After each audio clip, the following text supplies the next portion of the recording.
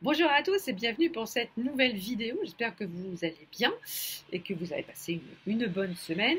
Donc, comme vous l'avez vu en titre, on va faire un petit point lecture sur toutes les lectures que j'ai faites dernièrement pendant mes vacances et depuis ces 15 jours de reprise. Donc, comme il y en a pas mal, on va y aller gaiement tout de suite. Donc, on va commencer avec La dernière veuve de Karine Slaughter, que j'ai lu en lecture commune avec Laure de la chaîne Boulimie Livresque, dont je vous mettrai le lien vers sa chaîne en barre d'infos. Alors, dans ce roman, on retrouve les personnages récurrents des romans de Karine Slaughter, à savoir Will Trent et Sarah Linton. Euh, voilà, ils vivent plus ou moins ensemble. Euh, ils travaillent aussi ensemble et le roman débute avec une énorme explosion qui secoue Boston. Donc n'écoutant que leur devoir, ils se précipitent tous les deux sur le lieu d'explosion et ils tombent dans une embuscade et Sarah se trouve enlevée par une bande d'affreux Jojo, armés jusqu'aux dents. Donc ils laissent un petit peu Will sur le carreau et la voilà embarquée par ces hommes. Et il s'avère, au début de l'enquête, il s'avère que ce sont les mêmes hommes qui ont enlevé Michelle, une femme travaillant au CDC, au centre. Est-ce que j'ai arrivé à retrouver ce qu'est le CDC? Non, enfin, grosso plein d'eau, c'est le centre où, aux États-Unis, ils étudient toutes les maladies infectieuses, tous les virus, hein, et c'est là que sont étudiés donc tous ces. Non, ils pourraient très facilement quand même étudier le coronavirus. Donc tout ça pour vous dire que Michel, qui travaille là-bas, a été enlevé quelques mois auparavant par ces mêmes hommes. Donc Sarah arrive au campement de ces hommes, elle y retrouve Michel, et elle va découvrir des gens, des femmes, des enfants, des vieillards qui vivent tous ensemble en une espèce d'autarcie. Et voilà, ces hommes, en fait, sont contre le gouvernement, contre l'ordre établi. Ils vivent selon leurs propres règles, avec leurs propres armes, et ils veulent faire comprendre au gouvernement que ils ne sont pas d'accord avec ce qu'il fait, donc et ils veulent leur faire comprendre de manière assez violente. Euh, et donc, du coup, lui, Will, va faire tout ce qu'il peut pour infiltrer ce groupe et essayer de les empêcher de perpétrer leur projet, qui, on le comprend au fur et à mesure du récit, va faire beaucoup de dégâts et beaucoup de victimes. Alors, dans ce roman, ce qui a été gênant au début, c'est que la même scène est rejouée selon le regard de plusieurs personnages. On a la scène vécue sous le regard de Sarah, la scène vécue sous le regard de Will, et la même scène vécue par une des collègues de Will euh, par la suite. Donc du coup, la scène vécue par Sarah et par Will, du coup, on assiste aux échanges d'exactement les mêmes dialogues. Et donc du coup, c'est un peu long, c'est un peu longuet, c'est redondant, mais bon, au début, voilà, les chapitres sont assez longs. L'autrice met bien en place le décor et nous montre aussi son travail de recherche, parce qu'elle a fait quand même un travail de recherche remarquable sur tous ces groupuscules qui pullulent aux États-Unis en ce moment et dont on a eu déjà plusieurs exemples.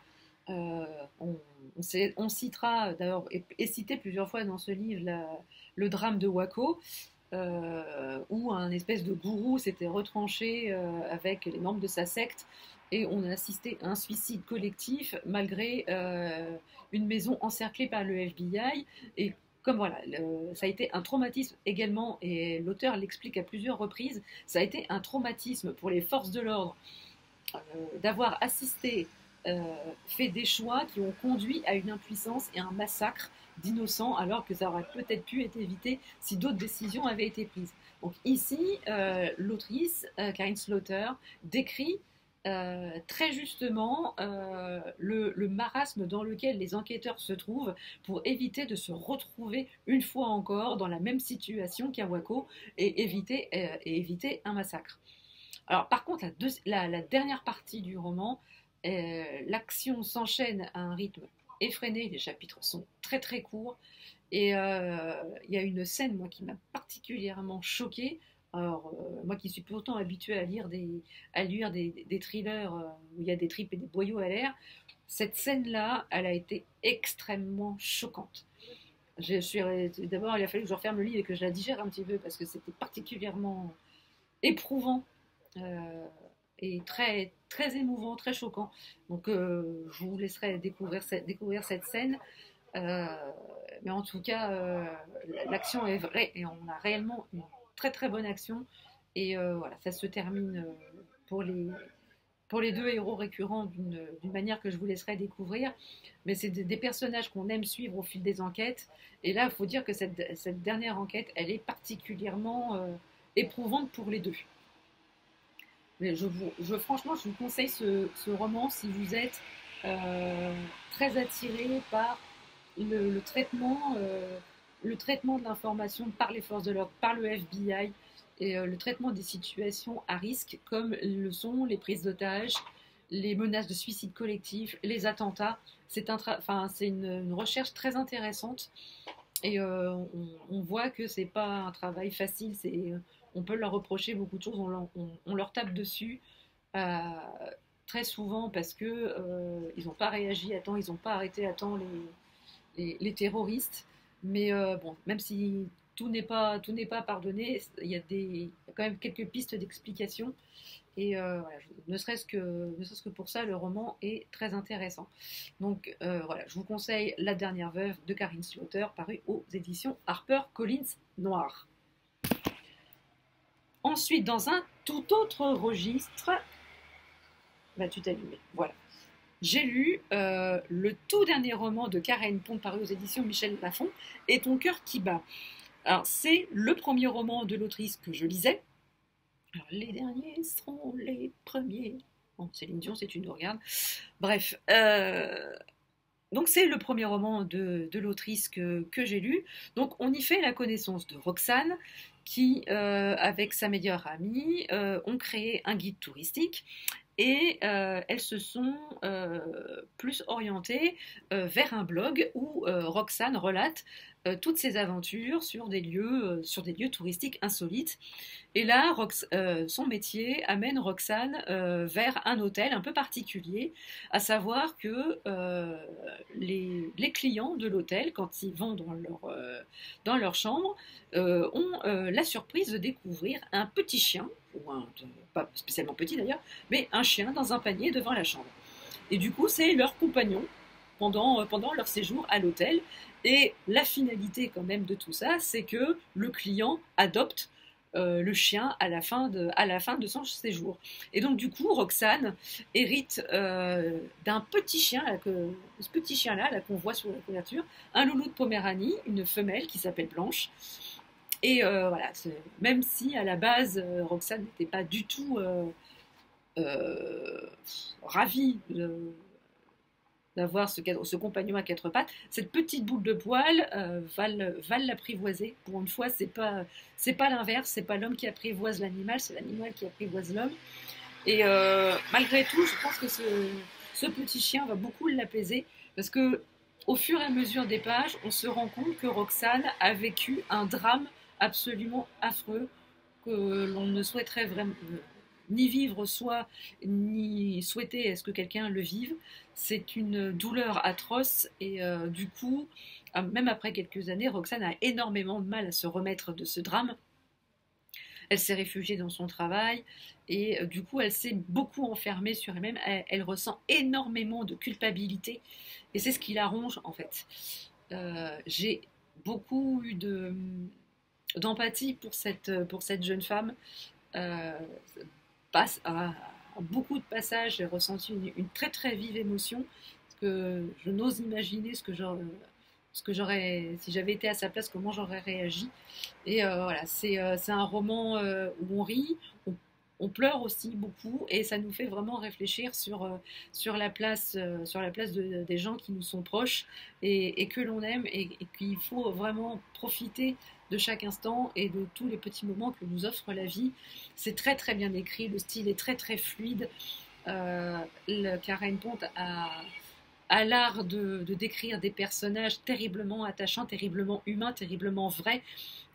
C'est des personnages qu'on peut s'attendre à découvrir à chaque coin de rue. Ça peut être votre voisin de palier, ça peut être la dame qui vous suit dans la queue au boucher, ça peut être voilà, la petite grand-mère que vous rencontrez dans la salle d'attente du médecin. Bref, ce sont vraiment des personnages qui nous parlent parce qu'ils sont comme nous. Voilà. Ils sont pleins de force et de faiblesse et ils apprennent de leurs erreurs et ils essaient malgré tout d'avancer. Et franchement, c'est un excellent roman. J'ai vraiment beaucoup aimé la plume de cette autrice. J'ai d'ailleurs lu par la suite Tu as promis que tu vivrais pour moi, mais je pense que ça fera l'objet d'un autre point de lecture parce que là, il y a quand même d'autres romans dont je voudrais vous parler. Et si on ne veut pas que cette vidéo dure 3 heures, eh bien, on va procéder à la suite. Ah oui, maintenant je vais vous parler du tome 3 des Arcanes d'Emera de Elina E.C. paru aux éditions Inceptio. Alors je vous l'avais dit lors de la première vidéo de la chaîne, les Arcanes d'Emera, ça a été une de mes séries coup de cœur du début de l'année. C'est un univers, une plume complètement nouvelle. C'est le premier roman de l'autrice, hein, c'est son premier projet. Et franchement, pour un premier roman, elle nous a décrit un univers, elle n'y est pas allée avec le dos de la cuillère. Et dans ce troisième roman, donc du coup, on retrouve, alors je ne vais pas vous réexpliquer pour éviter de vous spoiler, mais on retrouve Aline, qui fait maintenant, qui a intégré le royaume d'Emera, elle n'est plus singulière, elle n'est plus sur Terre, et elle apprend son nouveau rôle au sein d'Emera. Alors dans ce roman, on aurait pu croire que c'était le début d'une nouvelle histoire en fait, parce que là on change complètement de registre, on change complètement d'univers, on change complètement de personnage, et du coup dans toute la première moitié du roman, on apprend du coup comment ça se passe à Emera, quels sont les us et coutumes, comment on y vit, comment on se bat, comment les anges vivent là-bas, et tout ce qu'ils font en fait. Et dans toute la première partie, on apprend, on découvre ce royaume d'Emera, et on découvre également Aline qui essaie de se faire peu ou prou à sa nouvelle vie, à son nouveau statut, et aux nouvelles règles d'Emera. Et connaissant, et voilà, si vous avez déjà lu les 2 premiers, vous connaissez le personnage d'Aline. On ne peut pas dire qu'elle se soit vraiment coulée dans le moule immédiatement. Hein. C'est quand même la première à mettre en doute les règles, à remettre en cause l'ordre établi, et c'est qui ne va pas sans conséquences et sans situation complètement acabratabrantesque. Enfin bref, le troisième tome des Arcanes d'Emera, à mon sens, c'est le plus abouti, c'est le plus réussi des 3, c'est aussi le plus riche, le plus complet. Je ne vais pas dire, c'est quasiment, c'est mon préféré de la saga. J'ai trouvé les personnages beaucoup moins gnangnan, parce que bon, dans le deuxième tome, la romance entre Lucia et Aline commençait sérieusement à me gonfler, parce que oui on se met ensemble, non on se met pas ensemble, oui, non, oui, non, oui, non. Bon, au bout d'un moment, il faut peut-être se décider les gars, hein. C'est oui, c'est non, mais décidez-vous, on va pas y passer 300 ans. Donc là au moins, j'ai trouvé que ça tournait un petit peu moins autour de leur relation de couple, mais ça prenait quand même une dimension un peu plus grande que leur propre petite personne. Bon, malgré tout, il y a quand même l'histoire d'amour est encore là, mais au moins on y va un peu plus franchement, et ça n'a pas été pour mon déplaisir. En tout cas, si vous ne connaissez pas cette série, je vous encourage vivement à la lire. C'est une de mes séries, c'est pour l'instant la série coup de cœur de 2020.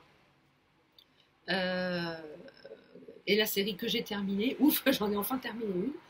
Mais en tout cas, voilà, c'est une très très belle surprise, et je remercie vraiment Manon de la chaîne Vibration Littéraire de m'avoir fait découvrir et ces romans, cette saga, et la maison d'édition Inceptio, qui est une petite maison d'édition, mais je pense qu'elle va grandir très très vite, parce que si elle nous propose des ouvrages de cette qualité, à chaque fois, je peux vous dire qu'elle va très très vite monter et se hisser au rang des plus grands. Alors, ensuite, ah, j'ai la voix off qui se met en branle. Voilà, qu'est-ce qu'elle me dit, la voix off?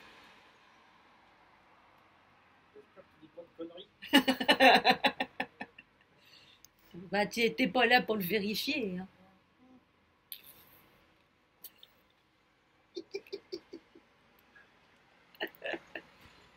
Il peut pas s'empêcher, hein. Je suis en train de filmer, il peut pas s'empêcher de venir pour faire des conneries. Il peut pas. Ah non, il peut pas. Heureusement que vous n'avez pas l'image, parce que franchement. Alors, sinon, voilà, je vais également vous parler euh, de la nouvelle parution des éditions Tornada, Goliath, de Mehdi Brunet. Alors Goliath, ça n'a rien à voir avec la légende, hein. Goliath, c'est le nom d'une plateforme pétrolière située dans la mer de Barents, où va se retrouver David Corbin, qui est un ancien agent du FBI. Il accompagne sa femme, qui est scientifique, et ils vont aller là-bas pour une mission, parce que sa femme a trouvé un job là-bas pour étudier la biologie marine et sous-marine, et essayer de trouver des solutions pour que le forage pétrolier ait un impact un peu moins important sur l'environnement. Alors bien évidemment, c'est quand même un thriller, donc bien évidemment, l'arrivée sur la plateforme et la vie sur la plateforme ne va pas se transformer en Club Med. Très vite, une tempête va se déchaîner en pleine mer. Voilà, toutes les communications sont coupées avec le continent, et bien évidemment à ce moment-là va se produire une série de meurtres absolument sauvages sur la plateforme. Et du coup David, vu son passé d'ex-agent du FBI, va mener l'enquête pour essayer de trouver le fin mot de l'histoire. Parallèlement à ça, les chapitres alternent avec deux autres personnages qui sont eux actuellement agents du FBI, et ils sont à la poursuite d'un serial killer qui parsème les États-Unis de cadavres qui sont complètement vidés de leurs organes. Donc en fait, bon, vous n'avez plus que l'enveloppe, il n'y a plus rien dedans. C'est bon, vide. Donc, je vous laisse imaginer un petit peu l'état des cadavres, c'est pas ragoûtant. Et du coup, ça fait 7 ans que ces agents poursuivent ce meurtrier sans avoir ne serait-ce qu'un début d'indice. Et finalement, au détour d'une enquête, ils vont trouver l'indice qui vont leur permettre, qui vont leur donner l'espoir de retrouver cet individu. Et bon, voilà, arrive ce qui arrive, hein, ce qui se passe sur la plateforme pétrolière va rejoindre l'enquête de ces deux agents, et ça va arriver au final.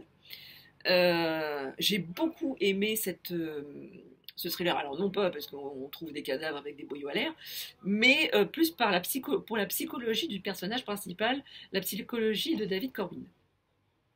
C'est un homme qui était à somme toute apparemment un bon agent du FBI, et suite à un comportement malheureux, il s'est fait virer de l'agence, il s'est fait virer du bureau, et il a traversé une période difficile. Voilà, il s'est retrouvé son boulot, ça allait mal avec sa femme.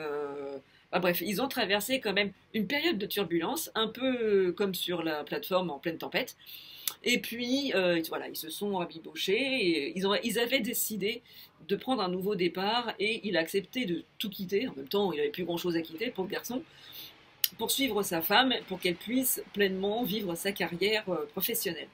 Et on suit tout son cheminement, tout ce qu'il pense, tout ce qu'il ressent, tout ce qu'il peut ressentir pendant cette enquête, et jusqu'à ce qu'il comprenne qui est le véritable meurtrier, et ce qui s'ensuit par la suite, les choix qu'il va devoir faire. C'est très prenant, c'est très touchant, c'est très émouvant, et on sent que c'est un homme qui a beaucoup de souffrance en lui, et qui a eu beaucoup de mal à le supporter, à les dépasser. Et ce qui se passe en fin de roman, c'est vraiment extrêmement touchant, c'est très très beau. C'est un beau message, c'est un très très beau message d'amour. Et j'ai vraiment beaucoup aimé cette note touchante à la fin de ce roman, qui a été pourtant bien glauque, bien sanglant, bien berk. Hein.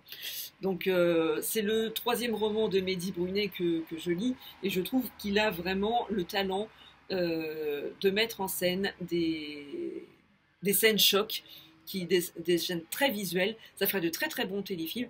Et franchement, déjà quand on situe une action, que ce soit d'un film, d'une série ou d'un livre, sur une plateforme pétrolière, on peut facilement s'imaginer qu'il va s'y passer des choses dégueulasses. Hein, parce qu'une plateforme pétrolière perdue au milieu de nulle part, en pleine mer, surtout quand il y a une tempête qui se déchaîne, franchement, voilà, c'est pas Blanche-Neige et les sept nains qui va se dérouler là-bas. Donc en tout cas, pour moi, c'est encore une fois, c'est une très très belle pépite éditée par les éditions Tornada.